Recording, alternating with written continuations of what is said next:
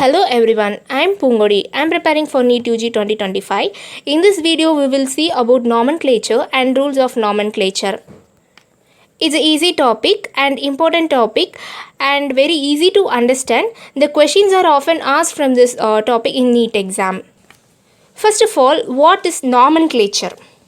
So, nomenclature is a system of providing specific and correct names so that the organism can be identified easily.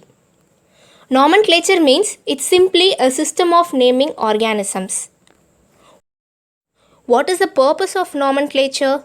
The purpose of nomenclature is to provide the scientific name to an organism. There are common names given to the organisms in the local language of an area. So in different area, throughout the world, in different area, each organism have different name in different areas. So the common names are not universal. It does not have the constant name throughout the world. So the name of the organism may change from place to place. So the scientists have identified the nomenclature, the system of naming organisms. So they identified the scientific name or universal name.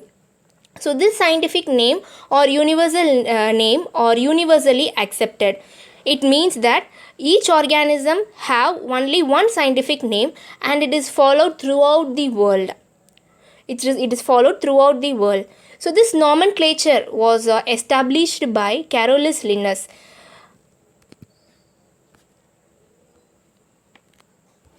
Nomenclature is of three types: binomial nomenclature, trinomial nomenclature and polynomial nomenclature.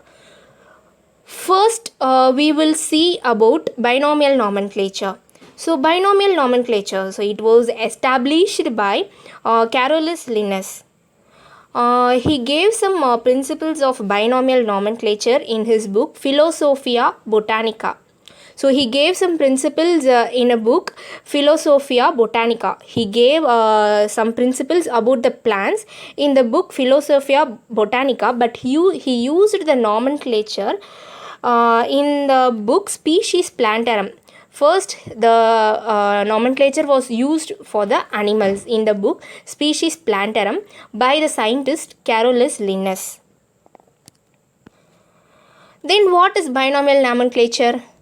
So the binomial nomenclature, bi means two. Nomenclature means naming.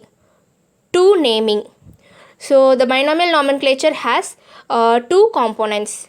The one is generic name and the specific epithet. The first component represents the genus, then the second component represents about the species. For example, we can say Magnifera indica. Here Magnifera indicates the genus and indica represents the species. Mangifera indica is a mango plant. The next one is trinomial nomenclature. It was given by Lamarck, the scientist Lamarck, and this type of naming comprises the three components: genera, generic name, species name and subspecies name or variety. Often this type of nomenclature is used when there are large variations found within a species. Some examples are Brassica oleracea var. Botrytis. It means the name of the scientific name of cauliflower. Example 2, Brassica oleracea var. Capitata, the scientific name of cabbage. Example 3, Brassica oleracea var. Italica, it means broccoli. Here we will take the first example, Brassica oleracea var. Botrytis. So Brassica represents the genus, oleracea var. Represents the species and Botrytis represents the subspecies. So in cauliflower, Brassica represents the genus, oleracea var. Represents the species and Botrytis represents the subspecies. So trinomial nomenclature has three components: genera, species and subspecies. Then next one is polynomial nomenclature. Actually, polynomial nomenclature was the older form of naming organism. before the advent of binomial system. So before the binomial nomenclature was discovered, polynomial nomenclature was used. In a polynomial system, a generic name and a specific name which consist of many words were used. In binomial nomenclature, we have two components. One is generic name and specific name. In trinomial nomenclature, we discussed it has three components: generic name, species name, and subspecies name. But other than binomial and trinomial, polynomial nomenclature has more than this. For this, the example is Choreophyllum. Choreophyllum, Saxatilis, Folis, Graminus, Umbellatalis, Corymbus is a one name. It's a polynomial nomenclature. Example for polynomial nomenclature. It is a scientific name of Choreophyllum. So Choreophyllum is a beautiful flower. This is all about binomial, trinomial and polynomial nomenclature. So there are certain rules for the nomenclature. There are certain rules for naming the organism throughout the world. It is universally accepted for all organisms. We will see the rule one by one. The questions are often asked from this rule in tricky manner. If we understand, then it is easy to answer the questions in biology. As I explained, three types of nomenclature, binomial, trinomial and polynomial, but the binomial nomenclature is often used. Now we will see the rules of nomenclature. The first rule is every scientific name has two words.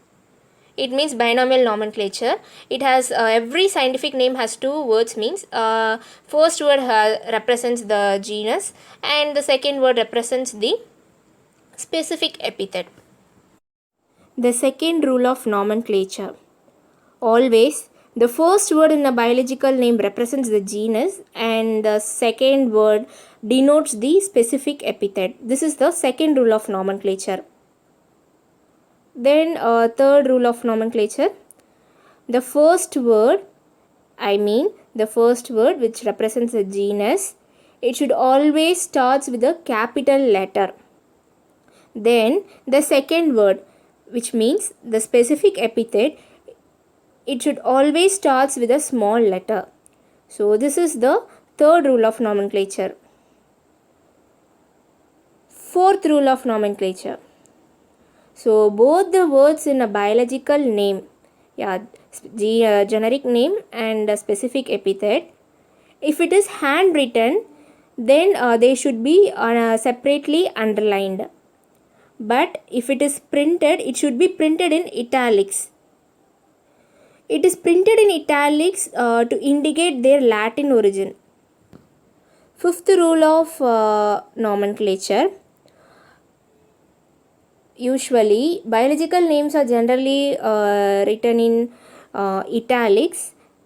It is because why they are written in italics, because it is to indicate their Latin origin. So they are Latinized or derived from Latin irrespective of their origin. So this is the fifth rule of nomenclature. Then the sixth rule of nomenclature is the name of the author appears after the specific epithet. The scientific name has two components, genus and specific epithet, but in some scientific name, the name of the scientist who discovered the nomenclature of that organism also indicated. It is considered. For example, Mangifera indica Linn. So in the name Mangifera indica, the scientific name Mangifera indica given to the mango plant is established by Carolus Linnaeus.